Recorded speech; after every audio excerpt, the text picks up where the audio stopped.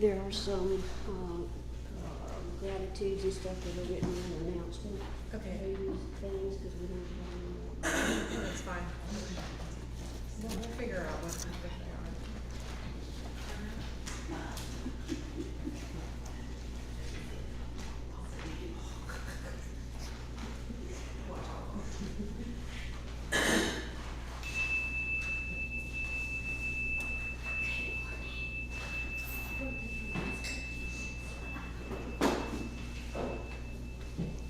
Our opening hymn this morning is number 134, Our World is One World. Type 1 guidance. It's pretty familiar. Our world is one. I think we all know songs. Okay, please rise in body or spirit. Number 134.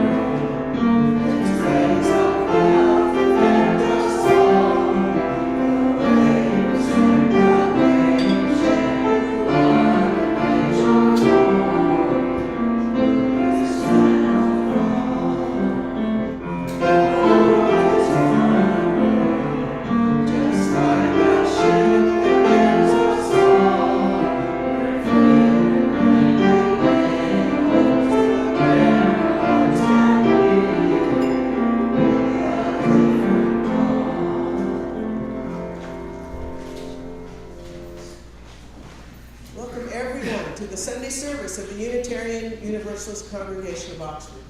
I'm Reverend Gail Stratton, UUCO's community minister and your worship associate for today. We're delighted to bring you today's service, the Ark of Covenant.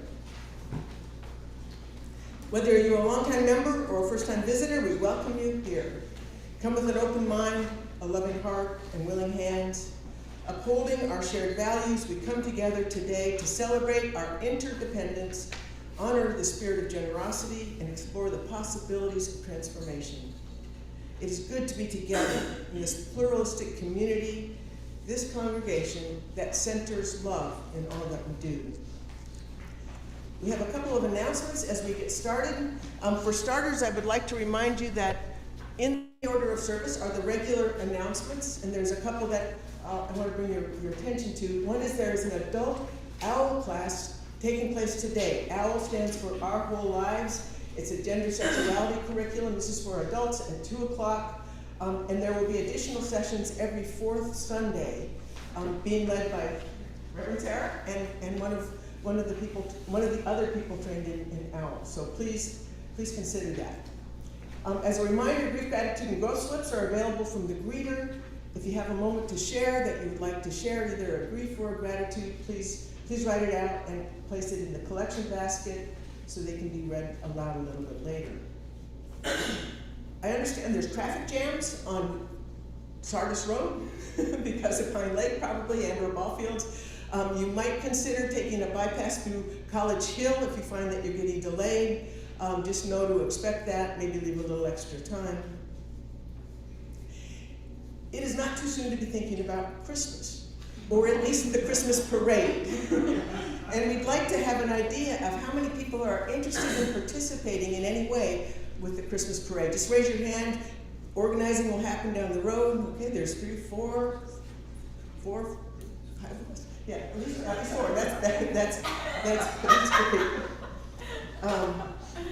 Also, this coming week, so a little shorter term than Christmas, this coming week is the Involvement Fair at the University of Mississippi. This is a fair where on the circle organizations put out tables to welcome new students and tell them a little bit about ourselves. We have reserved a table. This is Tuesday and Wednesday. And if anyone would like to sign up for a couple of hours or an hour on either of those days, there's a sign-up list. Ronnie White has it over on the side there. So please join if you can. It's a great way to meet some students and also let people know about UUCO. And last but certainly not least, I want to remind you of the Mississippi Remembers Conference that's coming up September 5 through 7. This is about two things. It's about the student resistance that happened in 1970 across Mississippi. 4 different campuses had major resistance. You can come learn about the Ole Miss 8, people who got thrown in jail for sometimes Parchman for protesting, or Jackson State where there were deaths. It's important to learn about. It also combines memorialization and bringing together groups doing memorialization of victims of lynching across the state.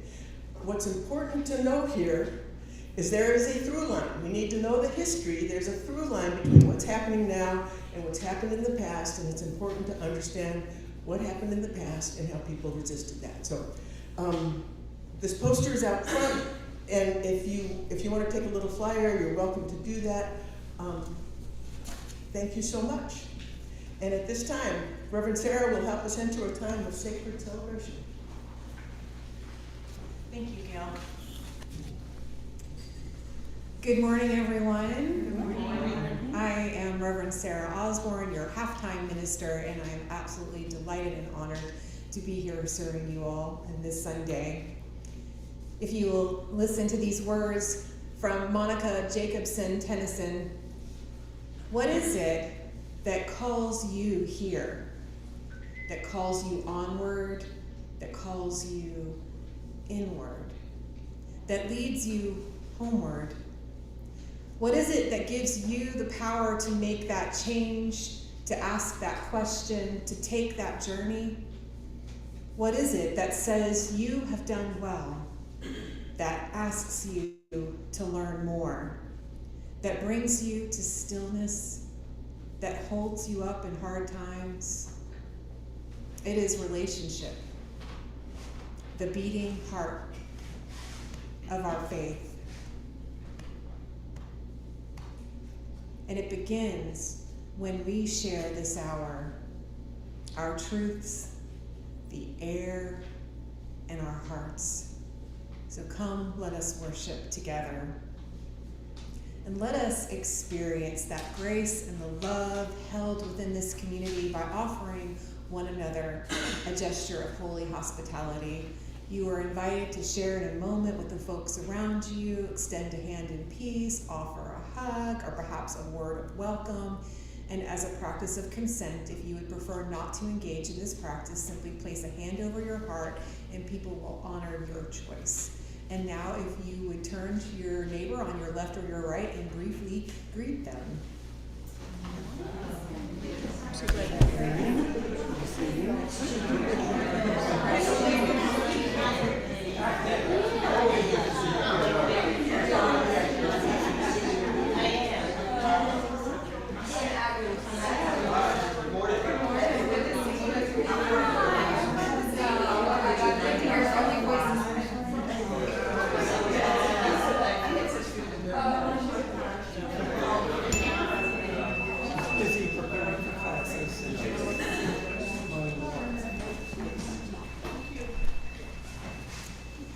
And now, with the healing love of communities sparking among us, let us light the sacred symbol of this faith, our flaming chalice, with these words.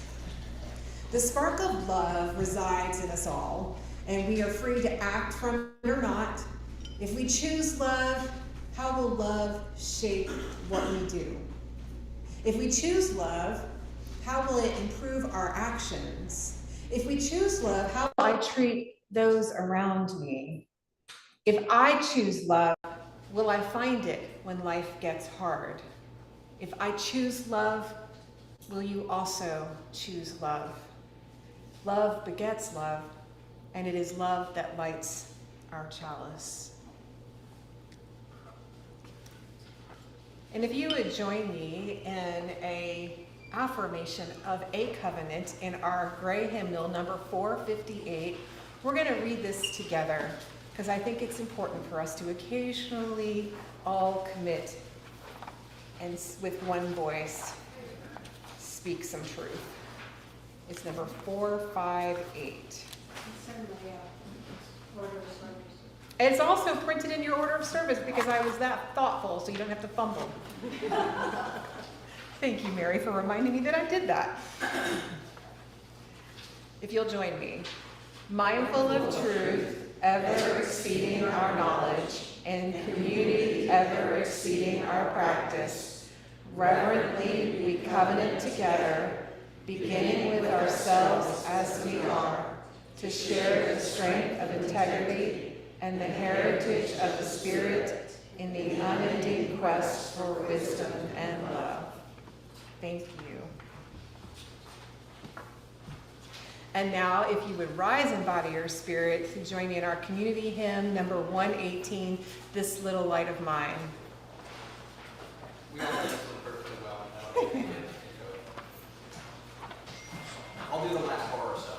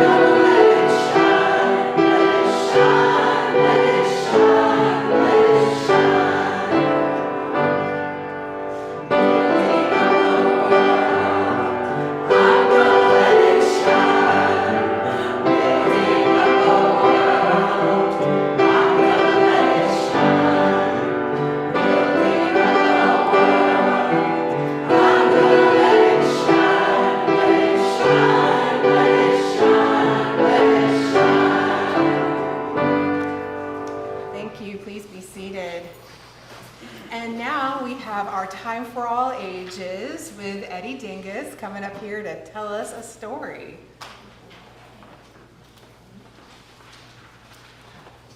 Good morning, all ages. Good morning.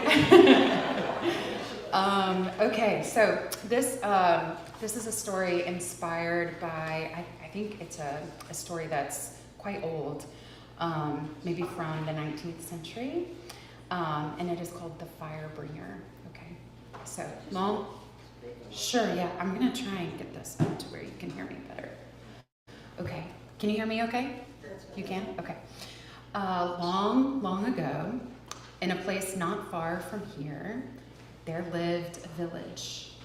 And in this village were all kinds of people of shapes, sizes, ages, and colors. And they all loved living together. In the spring, they would plant fruit trees and flowers.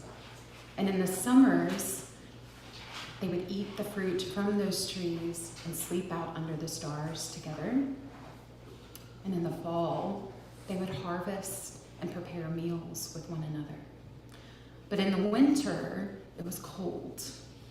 And so they built a great meeting place where they could all come together under one space and sleep so that they could keep one another warm. One of these villagers was a 13-year-old girl. And one day, during the winter, she got up from what she was drawing and she went to look outside of the great meeting place. And there she saw a great white fox. "Hello," she said to the fox. That's probably my phone, y'all. Are you talking to me?" said the fox. "Yeah." "Hi." "Hey," said the fox. "You look warm," said the girl. "Yeah, I've got this coat." "Where can I get one of those?" said the girl. I don't think you can without making other animals like really angry. Oh, okay. Well, it's really cold in here during the winter, and my people and I were trying to figure out solutions. Oh, well, have you heard of fire? Asked the fox. No. What's fire? It sounds beautiful. Well, it warms up the air so that even the winter air feels like summer, said the fox. Oh, we'd like some of that. Can you help us get that? Asked the girl. Of course, said the fox. What do you need? She asked. How about you gather 21 of your strongest and fastest villagers and meet me outside of the meeting place in the morning. Okay, I can do that, said the girl. So she went back into the great meeting place and she told all of the other villagers about meeting the fox and what fire was. And pretty soon, 21 of their fastest and strongest had volunteered to go in the morning with the fox. The girl and all of the villagers went outside, and there stood the fox. Where are we going? Asked the girl. Oh, we're going to go up the mountain. There are fire keepers on top of the mountain, and they keep the fire all to themselves. Okay, said the girl. And they started off, all of the villagers and the fox, up the mountain. This wasn't a regular mountain that we're used to. This is a mountain where it got hotter as you climbed up. So at the first summit, 7 of the villagers were quite tired. And so they decided amongst themselves that they were going to stay there and wait for the rest to go up the mountain and then come back down and meet them on their return back. This happened again at the second summit. They all decided that they would stay there at the second summit and wait for them to come back down. And then, one by one, villagers got tireder and tireder and stayed behind until it was just the girl and the fox reaching the peak of the mountain. And at the peak, the girl was very, very tired and sweaty and hot. And then she could see some clouds, and in the middle of those clouds, glow. Is that the fire? She asked the fox. Yes, that's the fire, he said. What are we going to do? Are we just going to ask them for it? She said. No, said the fox. She said, oh, well, what do you want me to do? And he said, well, you just wait here. So she watched as the great white fox snuck up to where the fire was being kept and surrounded by all of the fire keepers. She didn't know what he was going to do until suddenly he jumped over the heads of all of the fire keepers and grabbed a stick with fire at the end from the fire and started to run toward the girl. Get ready, he said. So she stretched out her arm, and as he came close, she grabbed the stick with the fire at the end and she took off running down the mountain towards her village. She could hear the fire keepers behind her chasing her, but she kept running. But she just climbed this great mountain and she was getting tired. And the more she ran, the tireder she got, until she felt like it may be that she can't get the fire back to her village. And then, just as she felt like she was going to fail, she saw one of her villagers up ahead. It was Marcus, and his hand was outstretched, waiting for her. She ran up to him, and he grabbed the stick with the fire, and he took off running.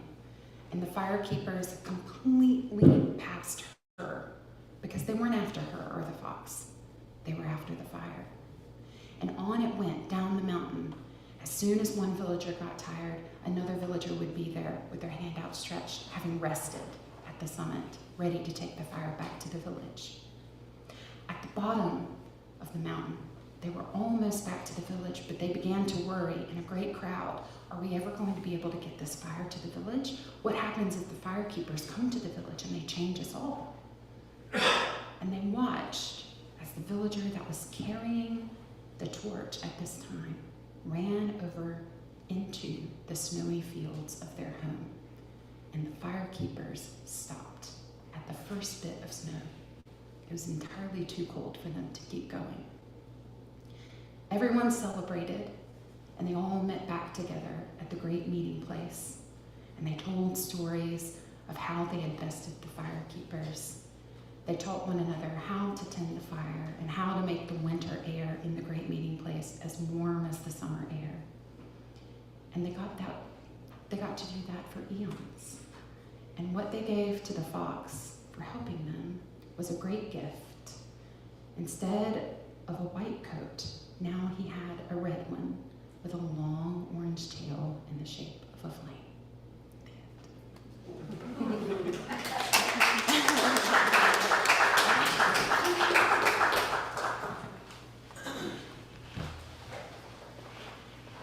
Thank you, Eddie. That was lovely.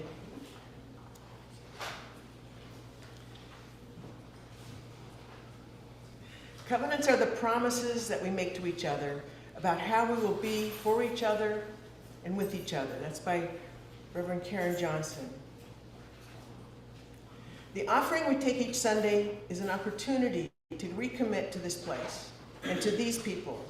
It is much a ritual of singing together, lighting our chalice, or reciting our peace blessing, as it is a reminder of the form of love that we call generosity.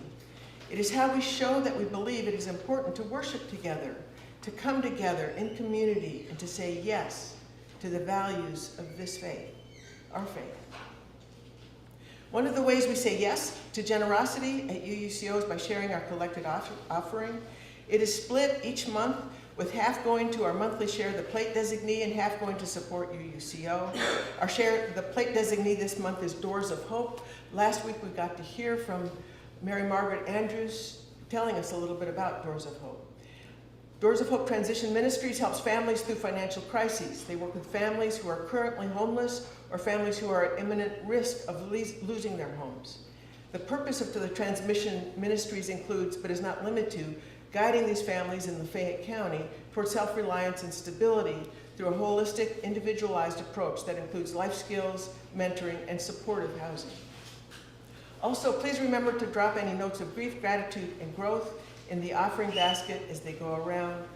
Our morning offering will now be gratefully received.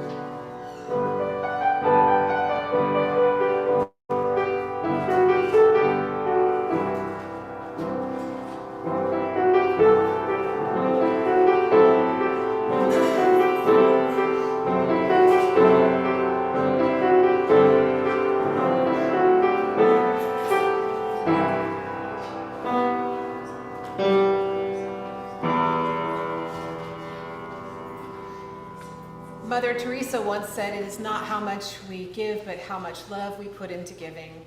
And by the work of our hands and the work of our hearts, our love is made real. And as we acknowledge our gifts, may we be grateful for all that is given and grateful for all that is shared." And we have a quick reading. I changed things up a little bit this morning. Keep you on your toes.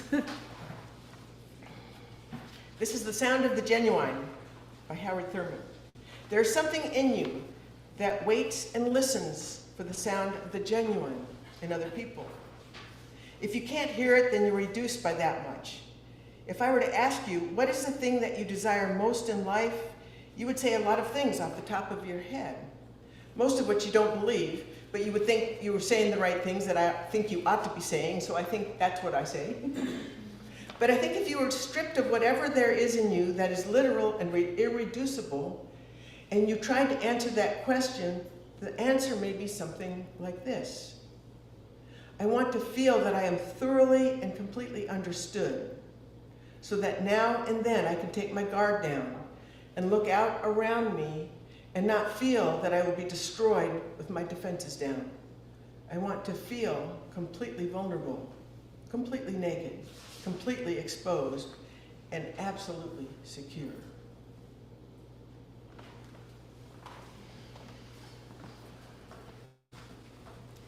And so now let us enter into the ritual like the one before us, one that asks us to be vulnerable in our expression and gracious enough in the receiving of that vulnerability so that we may share what is on our hearts and lay it at the altar of community and spirit.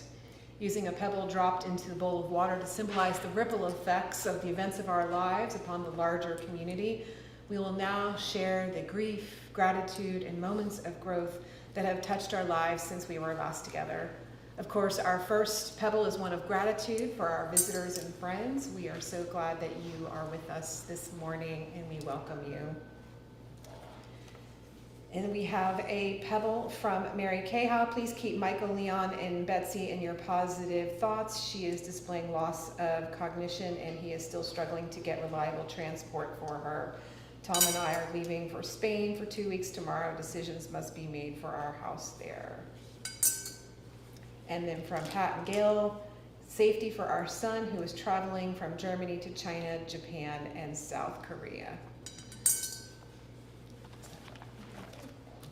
And finally, we drop a pebble into the water for all the grief, gratitude, and moments of growth that remain held in the sanctuary of our hearts. These joys and sorrows, too, are held in this community of care and by a love that is limitless. Amen. And if you would join me in a seated singing meditation of hymn number 34, Though I May Speak with Bravest Fire. Pretty familiar one, so I'll do the last part.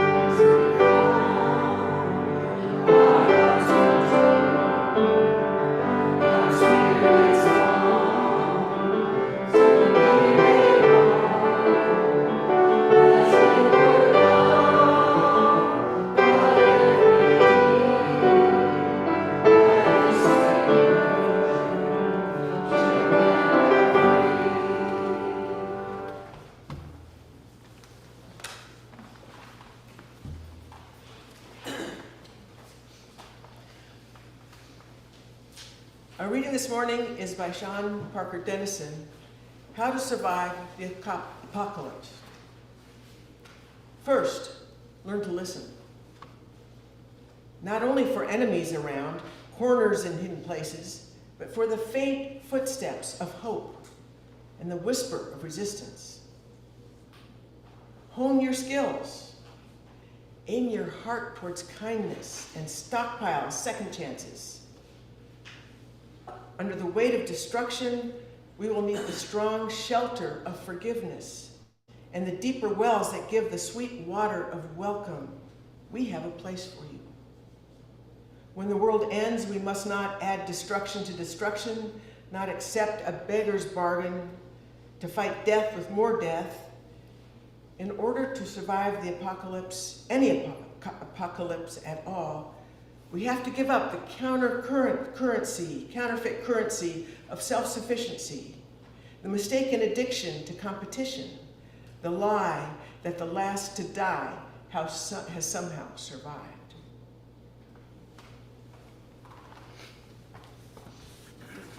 Thank you, Bill.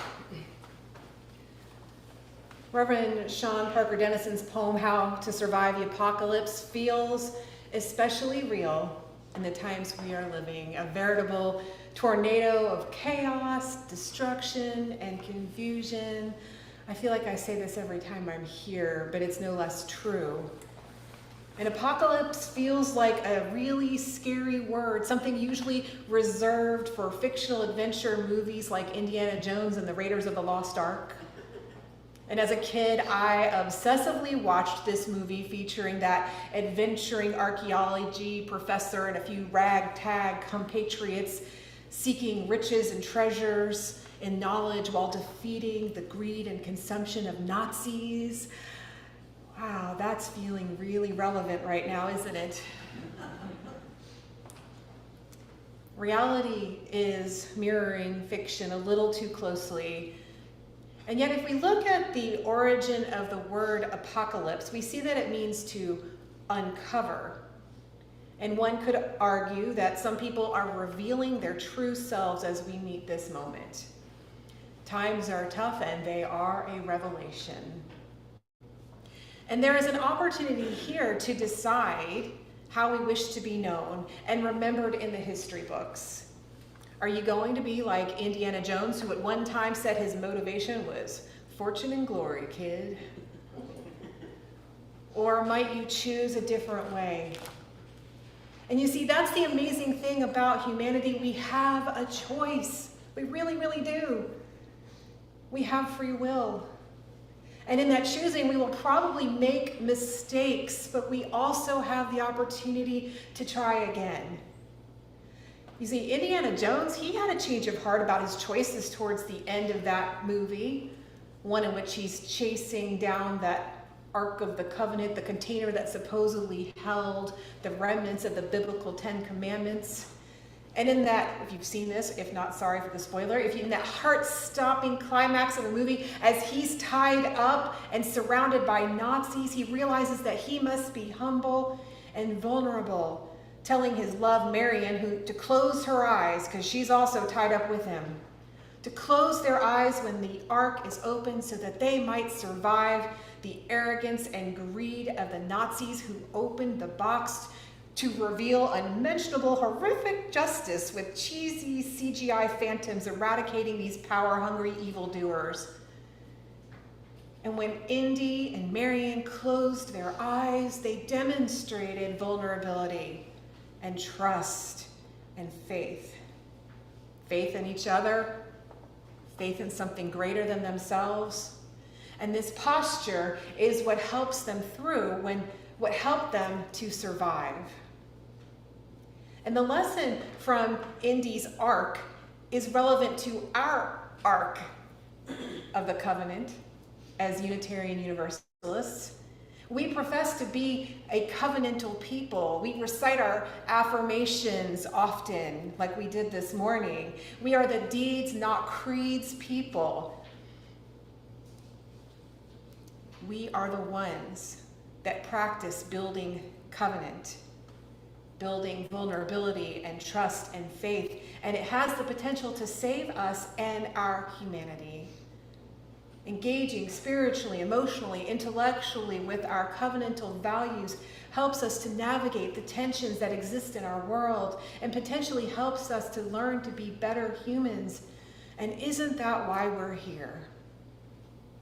I have a little model over here of what it takes to build covenantal community. It's Jenga blocks, but it holds up. You see, there's all kinds of people and all kinds of things, good things and bad things that go into covenantal community. And that tower, it looks a little shaky to me. It looks like there are pieces that are missing that could be added on. There are some things that maybe need to be taken out and taken out carefully because, sometimes the things can just topple. But that doesn't mean that we can't build again, that we can't hold our covenant in place as we shape it and frame it. And sometimes we have to start over again and again, but we can. That's the beauty of covenantal relationship. But I want to start with a short history lesson that could be useful in understanding covenant in terms of our polity. That's, like how we organize ourselves and how that is woven into the faith as Unitarian Universalists. And we can stretch our roots way back. One of our pivotal points in the history timeline is the Cambridge Platform of 1648, where congregations came together to declare who they did and did not belong to, namely the Church of England. They said each church is autonomous because there is no higher authority than the congregation. And so this is what gives congregations their governing polity, meaning Unitarian Universalist congregations govern themselves. And here's the piece that is sometimes forgotten from the platform. Although the churches be distinct and therefore may not be confounded one with another and equal and therefore have not dominion one over another, yet all the churches ought to preserve church communion with one another because they are all united unto Christ. I know some of that language is a little bit itchy and it sounds really archaic. What do you mean here, Sarah? What I mean is it's not just about us. It's not about us being isolated here in Oxford, Mississippi. It's about leaning into our faith and promising to be good people with people outside of these walls, with our cousin churches and congregations across the globe, with Unitarian Universalism as an idea and with other peoples who share our values. That's what holds us together. That's what helps us to remember who we are and whose we are.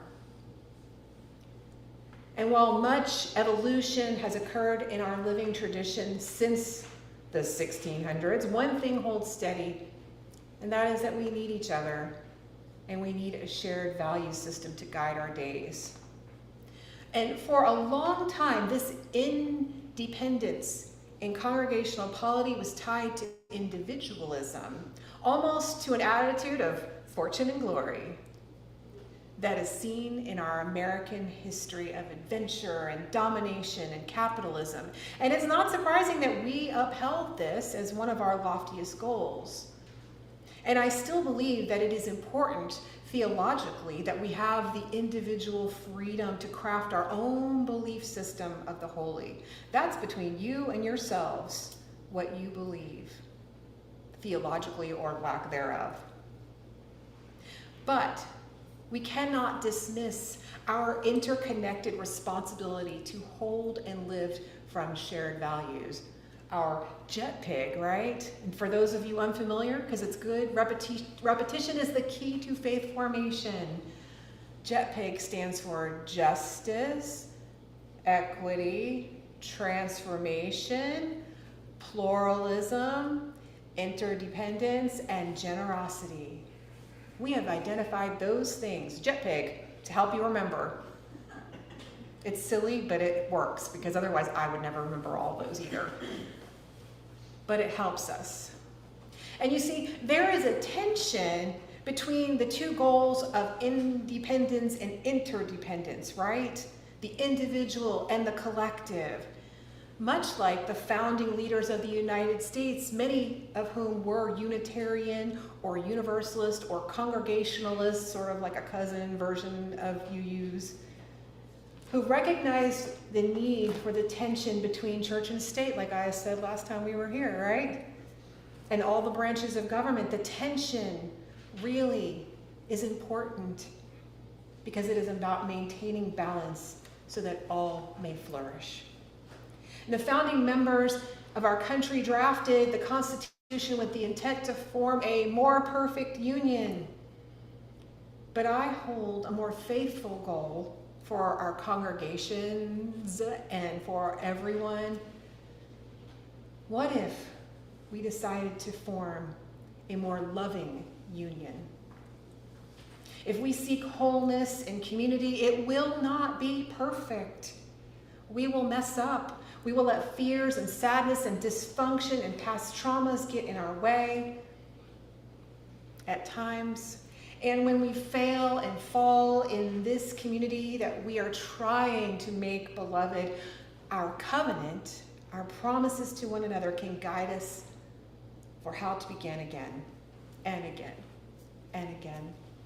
Because sometimes I think we forget what it means to be in right relationship, another way to say covenant.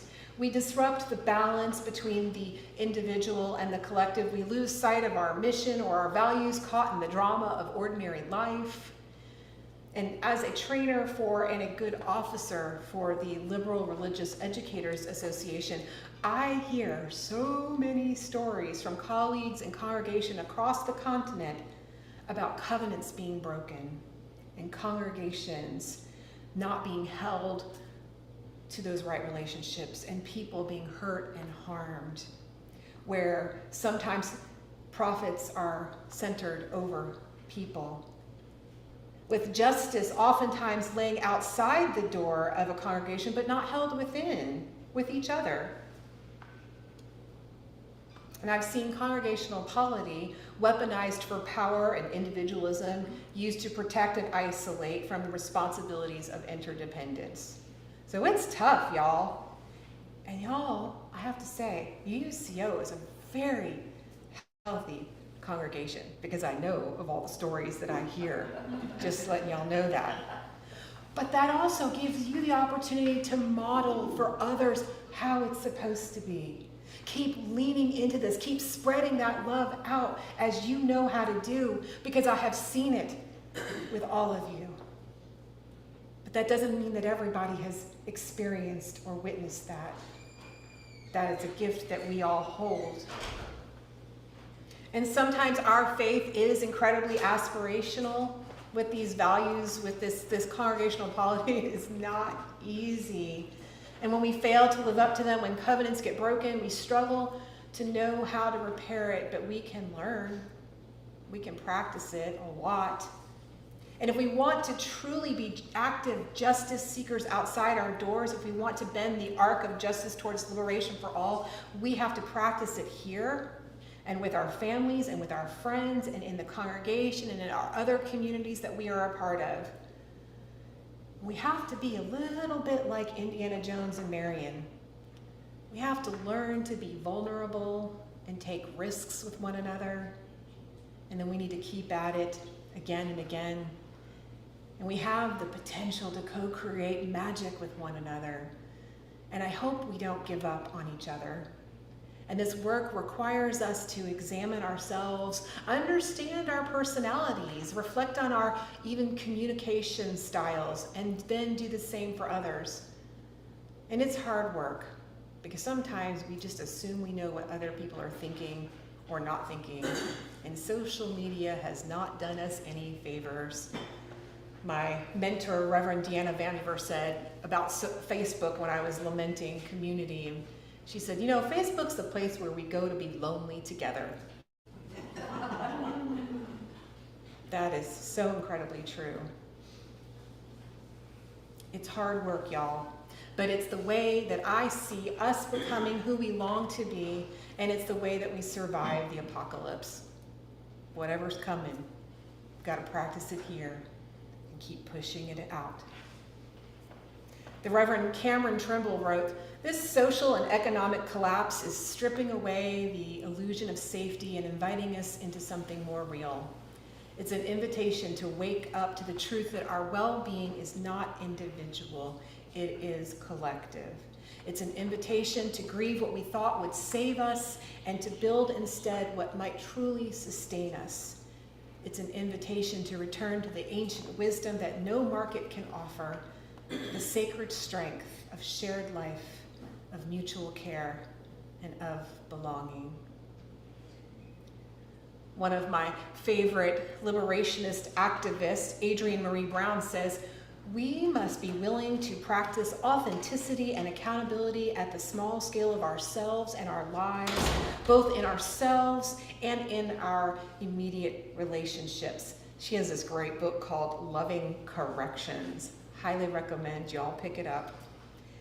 And I believe this extends to our congregational life. She writes, "If we hope to strengthen the net of our society, we need to strengthen the bonds between each pair and groups of individuals.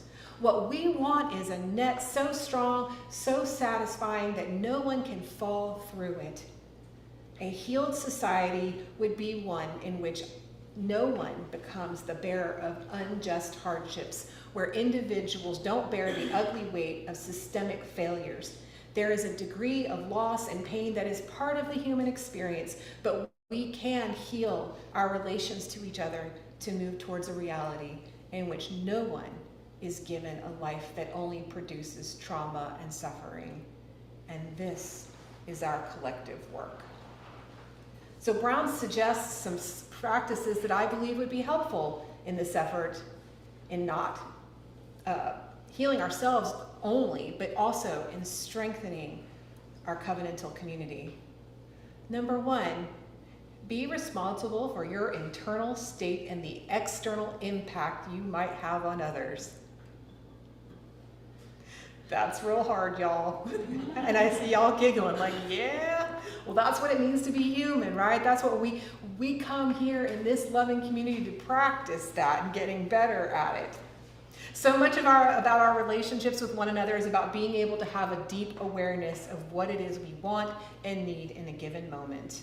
And by modeling accountability of ourselves in this practice, others are invited to do the same, and this makes way for interdependence. So you could do a little self-reflection.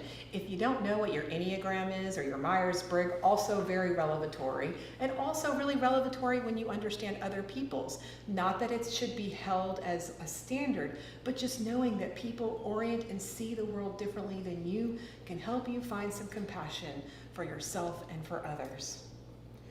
Number two, build relationships, not assumptions. Be in a practice of curiosity. Ask what others need, don't assume. You'd be surprised by the person in front of you rather than comparing them to the limited colonial ideas of what stereotypes are cast to be like. So ask people, what do you need? Don't assume, even if it's with the best of intentions. Build relationships. And number three, speak and listen with intention. The world we're creating is going to require some of us and most of us to have hard conversations. And are you listening to respond, or are you listening to learn? When we are grounded and centered before speaking, it can help us stay connected in conversation. And that doesn't mean it's not going to be messy at times, and it's okay to say, I need to pause and begin again, and give others that permission too. Give and receive feedback. Y'all, I can't tell you how many times I'm like, hey, come talk to me, come talk to me. I really do want to hear what you have to say, even if you think I might not like it. Because feedback is how we grow. That feedback loop of being honest and speaking with integrity is essential for us to become better humans. And so be willing to engage in that process. Come talk to me. I'll come talk to you. Talk to your peoples, and so forth, and let it keep growing. This feedback loop is a gift. It is a gift for helping us all come into the fullness of our lives and strengthening our connections. And then another, the most important one, and there's a couple others, but I'm running low on time. Follow the love and proliferate love. The real goal of accountability and community building is to help us learn to love ourselves and each other. And this is the most important political work of our lives and most important spiritual work of our lives, weaving networks of love and care. Adrienne Marie Brown says, love is how humans flock. Among the masses, we find our people, figure out the right distance, and then we change together and we thrive. And this is the blessing and the challenge of covenant. May it be so. And now, because you know I love embodied practice, I want it to get into your bones and bodies and souls. We know that the work of accountability, the proliferation of love, the tension inherent in covenantal community contains both the beautiful and the bitter. What has love or this community taught you about the beauty and the bitterness that can arise from its presence in our lives. You might be carrying a story within you about love's power or about the pain of how difficult love can be. And if one of these stories is about struggle or fear or loss, the embodied practice and ritual we're about to share is an invitation to set it down, to loosen your fist around that story just for today, maybe just this hour, or maybe for a week. You'll notice up here I have a couple of vessels. There is a bowl of water, and next to the bowl of water there is a bowl of salt and a bowl full of flower petals.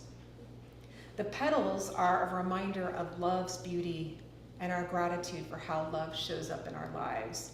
And then the salt is a reminder of tears that we've shed because of loss or betrayal or even our own mistakes. And as Tycho will play for us in a little bit, and as long as it takes, you are free to come forward in a moment to the bowls and choose to engage with one or the other or both. Take a few petals to give thanks for the love in your life and drop them into the bowl of water. Or grasp some salt and express grief for the loss of love or whatever else you've had of the loss, and drop the salt into the bowl of water. Or you might drop both because love is complex. And if you'd rather not move around the sanctuary, or if you're watching at home on the interwebs, there's another way that you can participate. Adjust your posture as you sit there, soften and connect with yourself. Hold both of your hands face up and with eyes closed or a softened gaze. Imagine that your left hand is holding soft, fragrant flower petals. Run the silky petals through your fingers, offering gratitude for the ways that you have been loved, for the people and beings who love you, and make your heart as soft as the petals. And then in your right hand, imagine a pile of salt crystals and feel them bite into your hands and crunch as you squeeze that salt. And allow yourself to mourn that love that's led to pain, whether it's through death or rupture or betrayal, and breathe into that grief or anger, and then let the salt absorb it. And so now, I invite you, whoever would like to participate, to come forward and to engage with the beautiful and the bitter of love.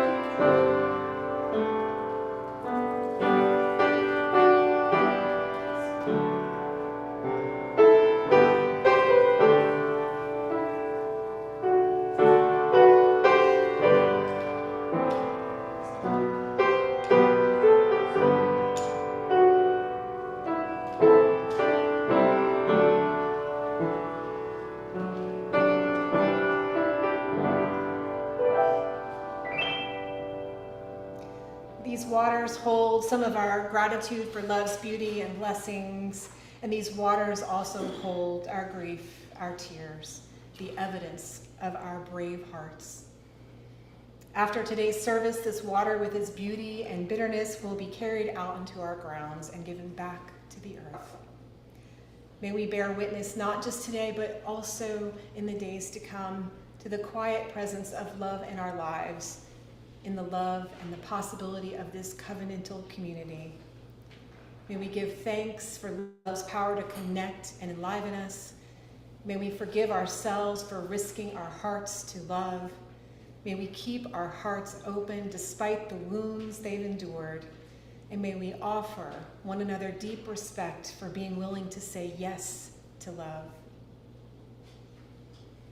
And as we end our time together in spiritual community, may we depart this sacred space knowing that the blessings shall follow us all the days of our lives if we live in and return to right relationship, if we extend grace and forgiveness to ourselves and others, if we behold mercy as a spiritual superpower, if we emanate the greater love that holds us close, may our lives radiate the blessings that we have been given.